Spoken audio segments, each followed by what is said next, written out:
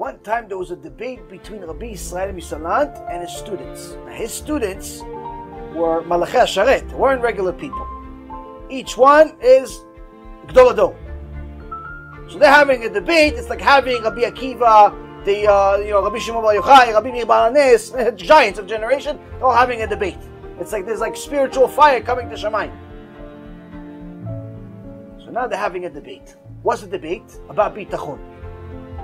About Bittachon. Rabbi Israel Meslant says, you are supposed to have 100% Bittachon for every big thing and every small thing. Ad kedei kach, to the extent where if you believe that something's going to happen right now, Hashem will make it happen. Chachamim, his Talmidim says, Kvod Harav, now you're taking it too far. Well, Hashem works for you. He says, no. It's not about Hashem works for you. It's not about Hashem works for you.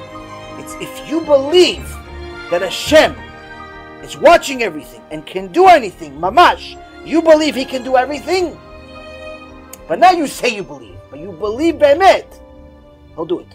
Just because you believe in Him.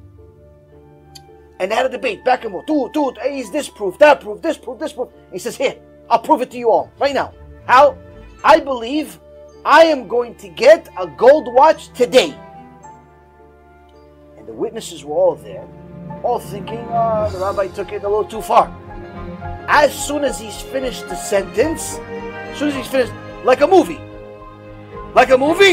5 soldiers, Russian soldiers, come inside, burge inside the kollel, the Bet Midrash. People are scared, what's happening? Usually Russian soldiers show up, it's not good news. Leader of them says, who's the biggest chacham here? In Russian. Everyone points at the Rebbe. Okay, sir, here. He takes out of his pocket a box, he hands it to him. Rabbi Israel Meslant opens the box, gold watch. Now obviously people will say, great, but what's the story behind it? Can you please tell us, where'd you get this watch? It's like, he says, we were at war. My buddy, my best friend, died at the war. But before he got shot and died, he gave me this watch. He told me, listen, this is my dying wish. Give this watch to the biggest chacham in the yeshiva for Jewish people. That's my dying wish. And then he died. And I said, I'm going to deliver on the promise, and today I'm delivering on the promise. The decree was written in Shamayim. Rabbi Israel Meslant decided he's going to be the vessel. The gold watch was already decided, however, when the guy died. A month before, a week before, a year before, whenever it happened. Meaning there was a golden watch going somewhere. When Rabbi Israel Meslant said, I'm going to get a watch because I believe that HaKadosh Baruch Hu will give me the gold watch. Because I have Bittachon in Hashem, I'm going to get it. He made himself the vessel. Not because he said it, because he believed it. When we're trying to do tshuva, Hashem wants to build us. He wants us to have Bittachon like the 7 Mislavodka. He wants us to have Bittachon like Rabbi Israel Meslant. He wants us to have Bittachon like Moshe Rabbeinu. He wants us to be the best we could possibly be. But you cannot be the best you could possibly be without overcoming obstacles. You can't. So what does He do? He brings us obstacles. Every time you pass, you go to the next level. Guess what? The next obstacle will be bigger than the last one. You pass this one, you get a bigger obstacle. Pass the next one, and so on and so forth. But people complain.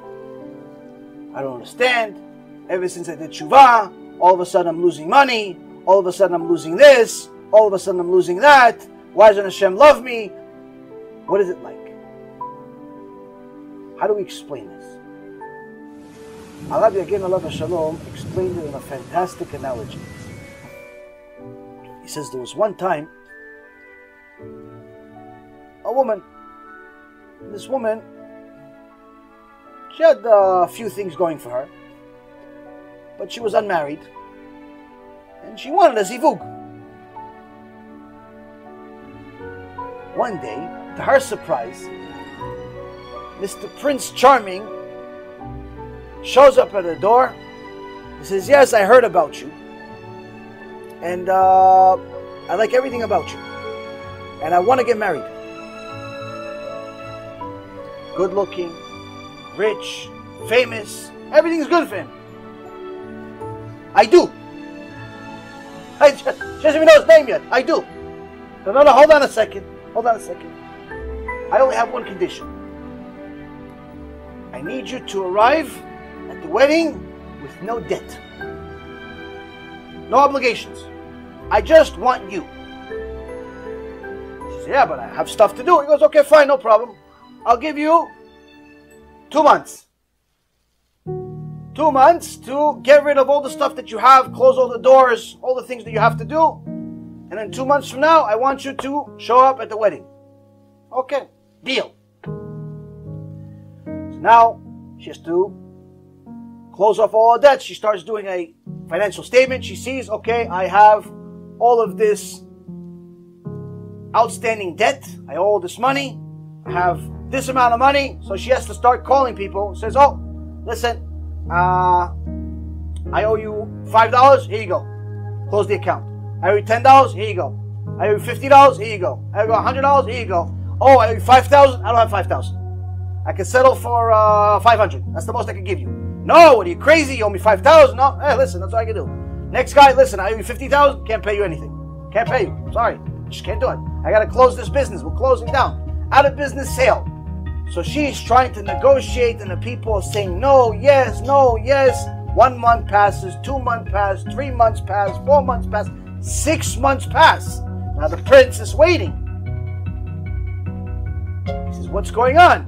So one of his people says, listen, Your Highness, this loving bride of yours, she's still trying to close the doors because you told her the condition is that there's no debt, no problems.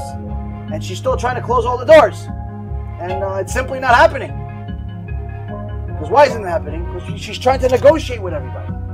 Goes, give me the phone. Calls one of his sergeants. He goes, listen, get me all of the people she owes money to come to the castle right now. He brings everybody to the castle. Goes, listen, guys, why are you always fighting with her? This is what you do.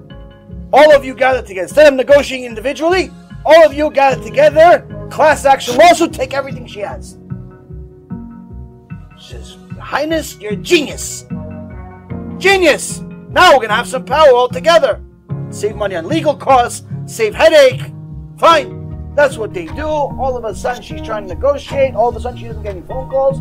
Everything becomes quiet. She starts to get a little worried until one day, somebody shows up at the door, gives a 150-page document, sign here. Here you go. You've been served.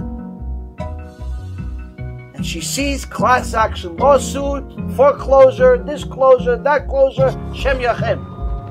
Her whole world collapses. She doesn't know what to do. She has no idea. What's going on? What's happening?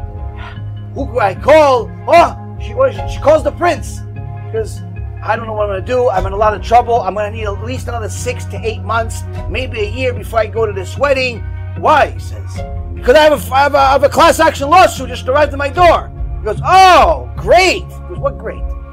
What do you mean great? He goes, oh, it was my idea. He goes, what do you mean it was your idea? He says, I told him to file a class action lawsuit against you. He says, you want to marry me? But at the same time you're advising my enemies to smash down my door and file a class action lawsuit against me? He says, yeah.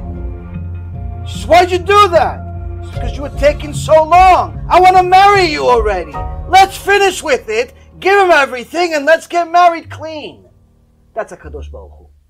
HaKadosh Baruch Hu is telling you, listen, I've been waiting for your neshama to connect for 3,300 years. Since Mount Sinai, every generation you mess up and you have to come back again. You mess up, you come back again. Finally, you're doing tshuva. I've been waiting all this time. But he's saying, no, I'm not ready to do 100% tshuva because my friends will make fun of me. My job will fire me. My this will that. My this will that. Okay, you know what?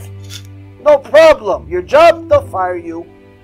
The wife, she'll divorce you. The money, you don't have it anymore. I'll clean you up all the problems. Why? I can't wait to see you, my darling. I can't wait to see you. You see, Rabotai, if you have Bittachon, that means you knew the problems are coming from the prince.